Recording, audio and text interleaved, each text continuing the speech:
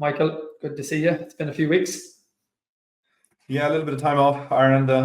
Unfortunately, the matches are slowing down. We're at that stage in the year now where there's only the really big games left, and so we're on again after the 3 big games, I suppose, in Croke Park over the weekend, and still plenty to talk about.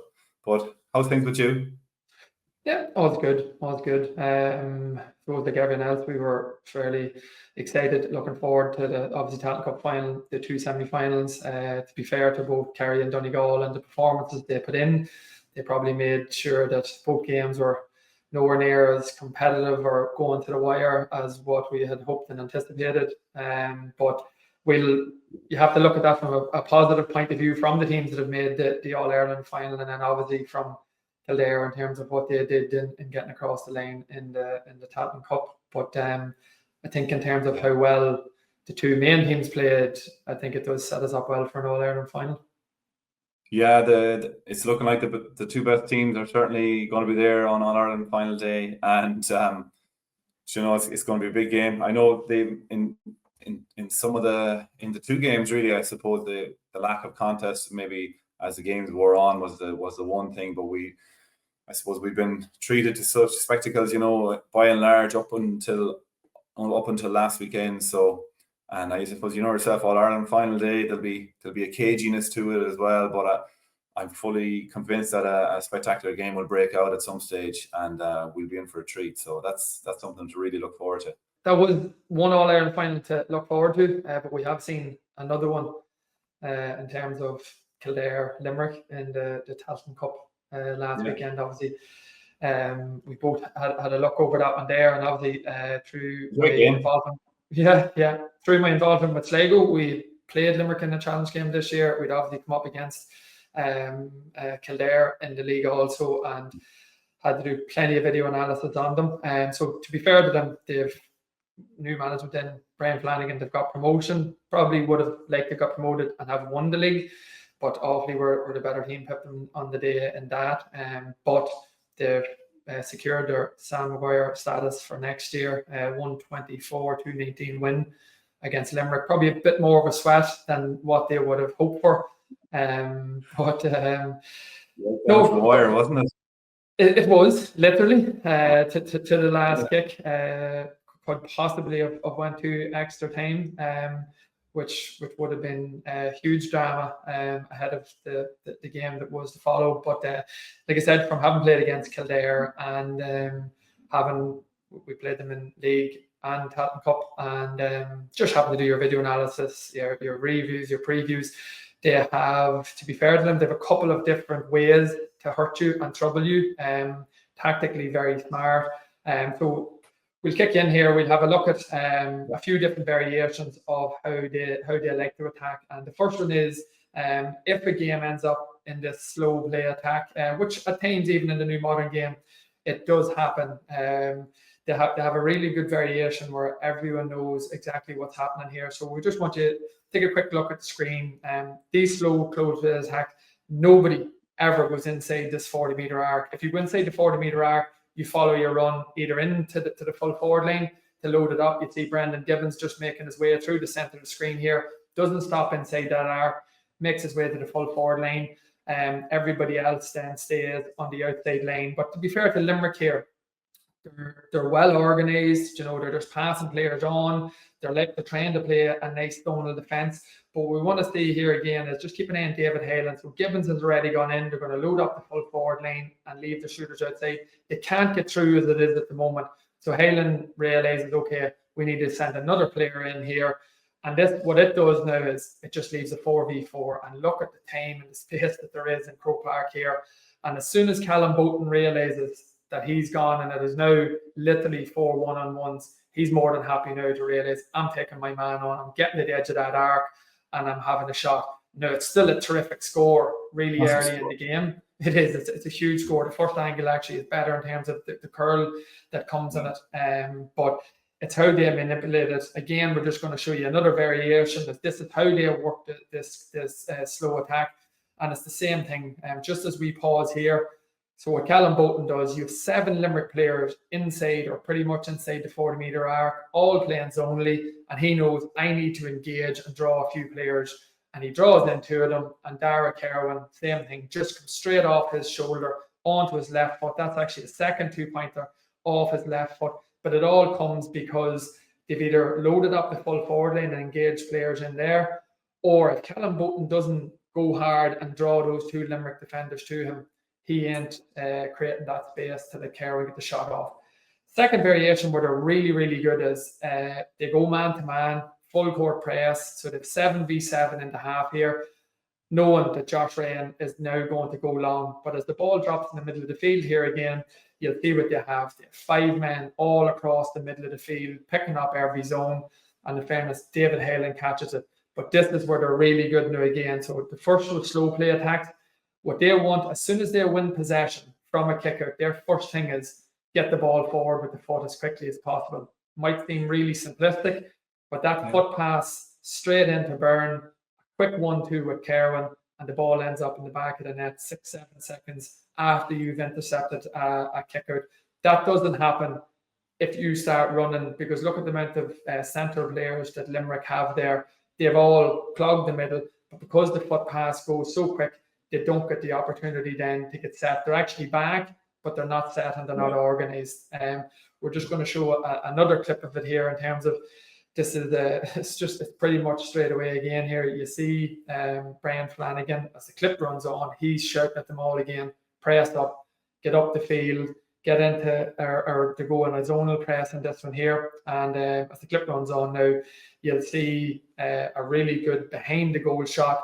And this is where you need to think on your feet as a team. So they've gone for 4 across the 45, 2 centre players in the middle of the field, and 4 across the middle of the field. But there's only 3 Limerick defenders nearest the goal here. And just keep an eye on Daniel Flynn, the very right-hand side of the screen here. Limerick players are gambling that they're going to win it. But Flynn just holds his position, and he's back, and that his men are good enough and big enough to fetch around the middle of the field. Kevin Feely, to be fair to him, it's a pair of hands, wins the ball, but looks to go forward straight away, not looking to slow the game up. Now, this is still incredible pace and athleticism from Daniel. Takes his man on the outside, fists the point. But in fairness to Jason Hassett as well, the Limerick defender, he leaves his man, gets across to cut out a goal threat, because that's exactly what they're looking. Similar to the Alex Byrne, they're looking goal. They're looking to put this game out of sight. And it is it's just another aspect of their game that I think is very impressive. The reason why they are Tailteann Cup champions. Yeah, and that Daniel Flynn is the wrong man to leave with a clear runway into goal. But after to Limerick, they put up a massive showing, and like it went right down to fingertips. Like we could have had more drama if it wasn't for the last gap fingers on the ball. But I'm thinking there is another alternative as well. You said Limerick scored 219, so done a huge amount right. But we're talking about how Kildare do that slow close play attack. Yeah. We're talking about how brave they are and organised they are in terms of their kickouts. And then another aspect that really stood out to me as well is their willingness to foot pass once they turn you over in open play at all, or in securing possession from their own kickouts. And just to finish on them, we have a few clips here. Tommy Gilgy ends up getting a good turnover in the corner of the field. But what they try to do is once they turn you over in open play, the one and only way they're looking to get the ball into their forward line is through the boot. And it ends up with Ryan Burke in the middle of the field here. We've seen this really well against Louth in particular in the Leinster Championship. A long direct ball, 5v1. Nothing actually comes off this here, but this is just sort of systematic of what they do.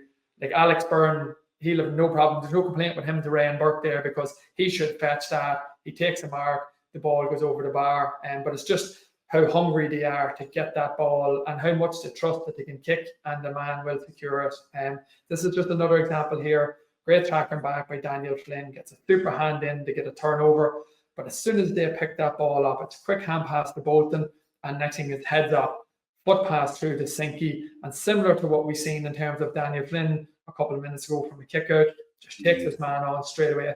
And again, you don't get those one-on-ones if you don't move the ball quickly. We've just missed the kick out here from Cian Burke, but it goes straight to James McGrath, and this is the last one.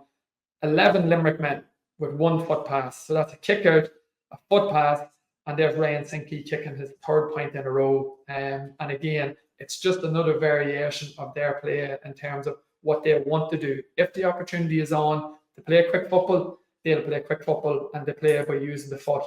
If, like we showed on our first clip, the game is slow, it's ponderous, they know exactly what they're going to do. They load the full forward lane, they get the shooters outside the arc, and they'll draw a defender to create a space for a shot. So as a whole, they tick so many boxes, they're putting up good scores, they've won the Tailteann Cup, they're in Sam Maguire. The concession of 219 will be a concern for them for sure as they look to go up the levels. But the best way to gain confidence whenever you're going up those levels is by winning. And Brian Flanagan, Aidan O'Rourke, those boys, they'll be delighted where they're at and looking forward to working on those few things ahead of next year, because there's been so many positives. Absolutely. And they'll be looking at Louth, and their Leinster title this year. And I was at that game where they pushed Louth all the way, and it was in Louth managed out the last 5 minutes very well with possession, but it very nearly, came back in Kildare's favour. So they would certainly won't fear having a pop at Leinster next year, and they have that safety net of being in Sam Maguire now, having won last weekend. So they're in good shape, 100%.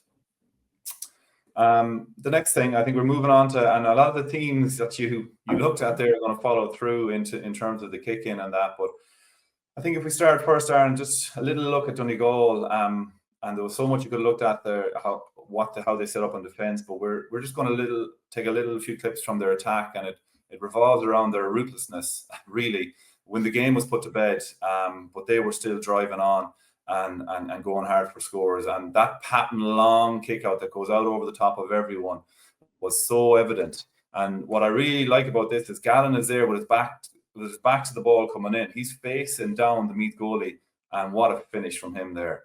And this case here, again, it's just that desire to get through, shift the ball around. There's a Meath of enough bodies back there, so in that instance, it's just clipped over the bar.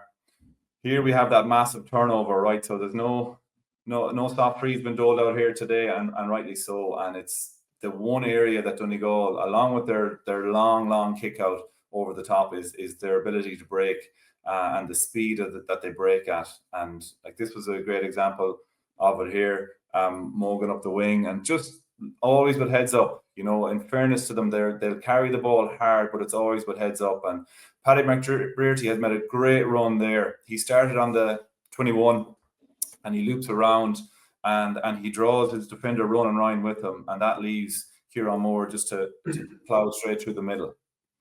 Another patent special kick out. It's literally bouncing into the D, and little bit of smart heads up play here, and like they're already 14 points up here, I think, but they're probing and they're pushing and they're going for the kill. And what a ball across from Oisín Gallen, and the finish. There was a little bit of work on the finish too, and he took it really well. And the last clip, just to kind of cement their desire. So what have they got? 18 points up, 4 minutes to go. Michael Langan popped it over the bar, but Paddy McBrearty is absolutely raging with him. Like he was there to take that ball and to blast it to the net. And that's just the point on that. I'd say is like McBrearty comes in, into that game. He has a massive impact. But he's one of the last men that Jimmy has had his hand on his shoulder, and he's delivering the key message: go for the juggler. And he was on the day, like he was driving that team forward. He was involved in O'Donnell's goal. He wanted that ball. That ball should have went to him, even though they're 18 points up. He wanted another big score, and it was just they were charging to the finish line, and they were looking forward to the game, in 2 weeks' time, even at that stage. And they're really coming into it in a good place. I have to say, we look at Kerry shortly, but that was a powerful performance by Donegal.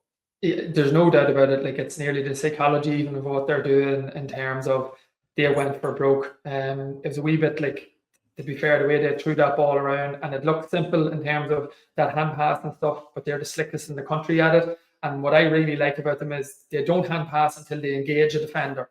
You know, an awful lot of times you see someone running through and he'll pass before the defender has actually committed to him, which means the defender can then step to, they'll take the ball right to the lane till that defender steps in them. And as soon as they step in them, it's a quick, slick hand pass, and that's how the goal opportunities are created. And in fairness to Oisín Gallen, like that's a foot pass across. It's across the square. 4 people sort of bearing down on him, but that's a bit of it's Cork hurlers nearly, in terms of their goal scoring ability or skill set under pressure. But they were in full flow at that stage, and I think they'll all be fairly happy and fairly excited about what's coming down the track over the next 10 days, because I don't see Meath being anywhere near as bad as what that scoreline reflects. I think it's maybe a quite sobering day for them, but similar to Kildare, I think they'll be able to take huge amount of positives out of the year, park that to a certain extent, learn plenty from it. But I still don't see that been where their true form is either. But I think without putting that on Meath, I think we just need to look at Donegal, how slick, how on it they are, and isn't it brilliant that McGuinness has them primed. They fell slightly short last year, they felt they ran out of a bit of juice in the All-Ireland semi-final. They weren't running out of juice the last 20 minutes this year. If anything else, they just went to a whole new level, which again, it adds to the excitement of the next few weeks, and then you'll have a look at the Kerry boys in action here now to see what we think they might potentially bring. Well, in fairness, they really put on a show as well. To be fair, and I suppose a couple of things that jumped out at me was, as Kerry, there was some similarities between how Tyrone will look to attack with Morgan's big long kick out over the top, similar to Patton. So that, and it's how Kerry were looking to set up when that happened. So the first few clips are on that, because they're set up for Tyrone. They'll need to be the same for Donegal, and maybe Donegal are that little bit quicker getting through, so they'll be under a little bit more pressure to get back. But on the first clip here, it's going to be a long kick out. It's massive boot, in fairness. That little flick on, but it's the space, and it's what the 2 Kerry players that we have highlighted. The one is getting to the ball carrier, the other is heading back to the top of the 21, closing off that space. And I suppose in the past we've looked at this and we thought we saw vulnerabilities, in particular in one of the group games against Cork, where Cork should have had 4 goals, maybe had 4 really good goal chances in the first half. They didn't score any, but there they had the numbers back to deal with it and just to close it off and snuff it out. And something we'll come back to later in the show is just that willingness to kick the ball inside, into that man in particular. The next clip again is that long ranging kick out. So it's a super take, and they're driving forward at speed.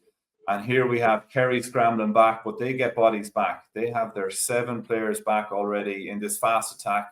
There's 4 Tyrone, and they have enough bodies back to keep their goal intact. And in fairness to McElhone, I think it was here, he just didn't catch that. It should have been a point.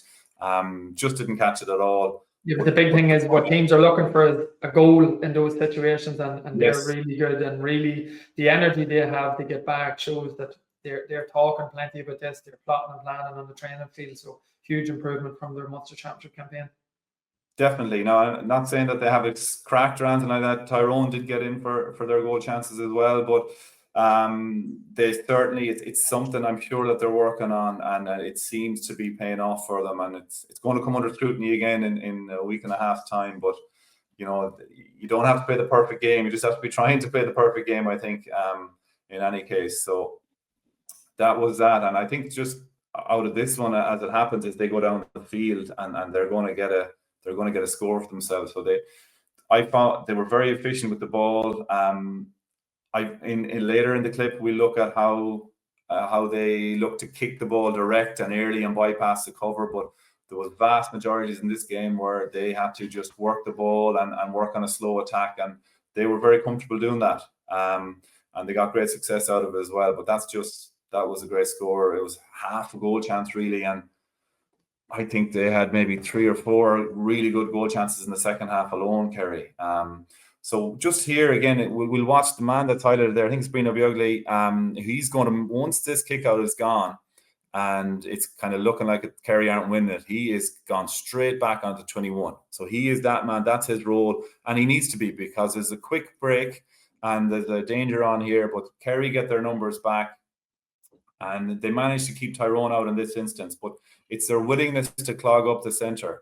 And what I'd probably say on this, Aaron, is they might face a stiffer challenge from Donegal in terms of runners and angles of runs here when that fast attack isn't on. Donegal are excellent at getting the bodies, crisscrossing and soft hands, maybe a little bit more than Tyrone here. Tyrone end up rushing and not maybe taking the best decision.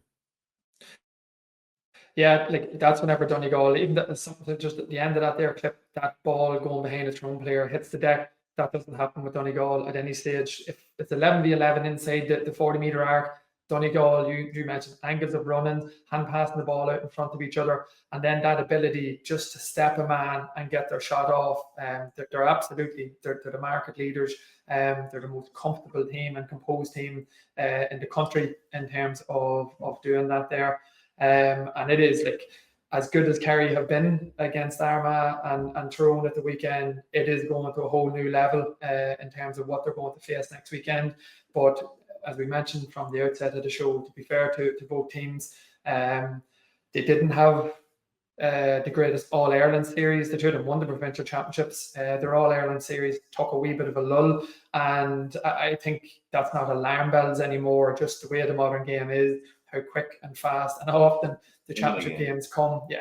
Like you can't expect the team to be absolutely at the peak of their powers and not making mistakes every day out. It's just part of the course now that, there will be lulls, but teams at their standard and their ability, they're always looking at the biggest picture. They're looking at Sam Maguire, they're looking at All-Ireland final day, and they're bringing their season back from that there in terms of when are we going to peak. So they'll do enough to get through the All-Ireland series, knowing that once they hit Croke Park at quarter-final level, that they need to be at their absolute utmost. And I think, to be fair, both teams are. Hopefully, in terms of injury, that they can get to as much as possible in terms of a clean bill of health, so that us as neutrals who are all looking forward to it get to see the best versions of both teams on the field. Yeah. The last piece we're going to look at, Aaron, in a minute is just Kerry. It follows on to what you looked at with Kildare and their willingness to kick.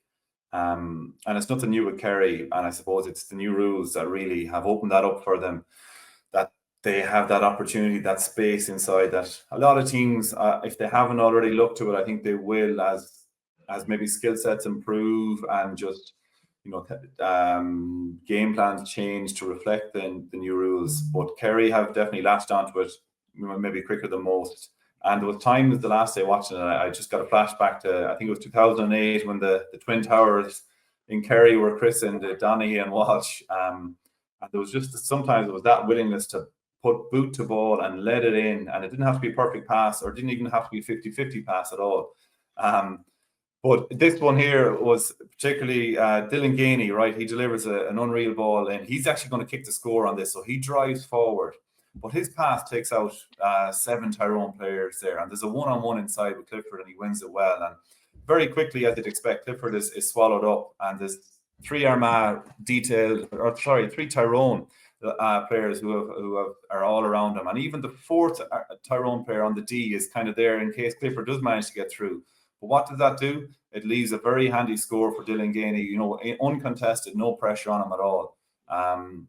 But he did huge there to kick that ball halfway line, and he was gone. So, and he looked to kick a lot to Clifford, and he had good success at it. And here it was just, quick kick out, kicking the ball in. Like, this is just a bit indulgent here, just to throw it in here, but that was a massive score. The ball winning ability and the 2-pointer under pressure.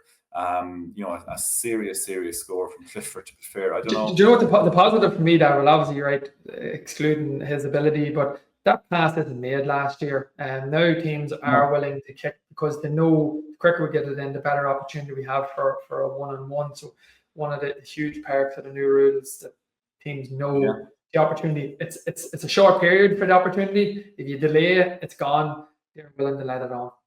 Yeah, exactly. It's great to see, it's opened up the game again, thankfully.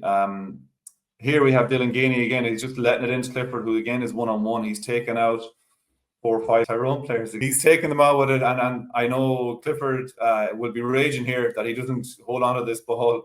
And Morgan is out very quick, to be fair to him. But that was just the one example of it. And the last one, just slightly different here. And I think the key to this here is that Sean O'Shea, I think everyone knows when he gets the ball around here, he's turning, he's looking to kick it in. And it's going to be kicked into David Clifford. So he has to be squeezed and marked. There's no pressure on him there whatsoever to kick that ball in. And the final thing on this is I like how he's scanning straight away, ball in hand. He's looking, who's coming to double up on me or who's free? And once he's assessed the situation and he knows there's a mismatch with who's picking them up, it's a very simple score. But just that in that one there, it's that lack of no pressure. It's not David Clifford you needed to mark in that instance. It's the guys out the field. There has to be serious pressure on them, making them, slowing them down, winning clean ball, breaking it from them, so that the man inside then is going to should end up that little bit tighter on Clifford or whoever else they're trying to hit. Yeah, and that is the big one that we have spoken about again for a number of weeks. And it's obviously just the one-on-one battles. It's how Kerry want to play football. They want to get the ball to David. And any defender now, you need to be fairly comfortable in your own skin that this man could throw up 6, 7, 8 points, whatever it is. But whatever chance you have, it's the ball that's coming in. And you're right, like Peter Teague did a really good job in Sean O'Shea. Sean had 12 points against Armagh. He finished with only 3 the other day, 1 from open play. But as Sean O'Shea is running away from goal, he needs to close that gap so that he keeps him going away from goal. He give him that 5-6 meter breather to turn and get his head up. And if you give Sean O'Shea or Paddy Clifford or players like that there, or any Kerry player, to be honest, they want to get that ball into David. So that's something that you can be fairly certain Donegal will not let happen. That opportunity for player won't develop. As Sean O'Shea is picking up the ball, you'd be looking to force him backwards. You can't do it all the time, to be honest, because everybody's human, and the heat and the temperatures that they were playing in. I have no doubt that was just a stage Peter Teague needed a reader. But in an All-Ireland final, it's something that you just simply need to stick to. Speaking of All-Ireland final, any feelings on a clear-cut winner, or what are you saying at this stage, Aaron? Too soon to call it, or?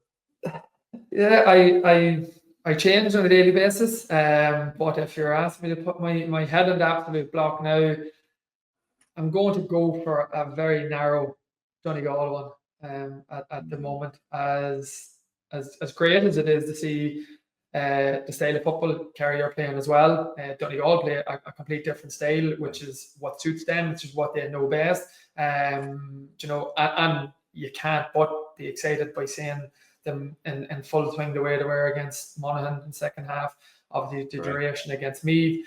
And I think what Kerry have faced in terms of opposition this year, they won't have come up against anything like what they will face in terms of Donegal. And I think it might take them just a wee bit too long to come to terms with a grip to it on the day. And I might say a 1 or 2 point win in a high scoring classic for Donegal. And yourself?